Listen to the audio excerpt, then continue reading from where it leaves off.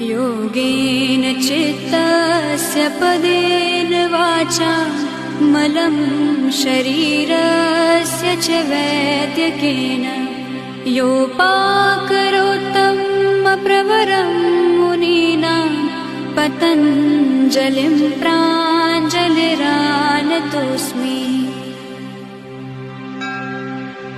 योगेन चित्तस्य पदेन वाचा मलं शरीरस्य च वैद्यकेन योपाकरोत्तं प्रवरं मुनीनां पतञ्जलिं प्राञ्जलिरानतोऽस्मि।